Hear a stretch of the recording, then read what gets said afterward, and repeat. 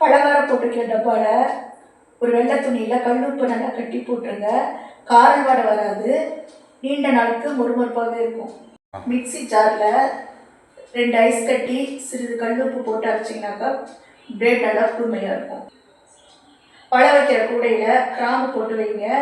பழம் நீண்ட நாளுக்கு ஃப்ரெஷ்ஷாக இருக்கும், டேஸ்ட்டும் வராது. மோர் ரொம்ப புளிச்சிருச்சுன்னா 1 டம்ளர் தண்ணி ஊற்றிடுங்க. 10 நிமிஷம் கழிச்சு தண்ணி மேலாக இருக்கும். அந்த தண்ணியோட சேர்ந்து அந்த புளிப்பும் வெளியில் எடுத்துடும். கீழே ஊற்றிடுங்க அந்த தண்ணியை. இட்லிக்கு மாவு அரைக்கும் போது ஒரு கைப்பிடி அவல், ஒரு கைப்பிடி பழைய சாதம் சேர்த்து அரைச்சிங்கனாக்கா இட்லி நல்லா சாஃப்டாக இருக்கும். வெங்காயம் சீக்கிரம் வதங்கணும்னா 1 டீஸ்பூன் சர்க்கரை போட்டு வதக்குங்க. சர்க்கரை வெங்காயத்தில் இருக்கிற அதிகபட்ச ஈரத்தன்மையை உறிஞ்சிடும், சாஃப்டாகவும் ஆயிடும், சீக்கிரம் வெந்துடும். பலகாரம் சுடும்போது பலகாரம் சுடுற எண்ணெயில் ஒரு சிட்டிக்கு உப்பு போடுங்க. போட்டுட்டு அதுக்கப்புறம் பலகாரம் சுட்டிங்கனாக்கா எண்ணெய் இருக்காது, பலகாரம் நல்லா முறுமுறுப்பாகும்.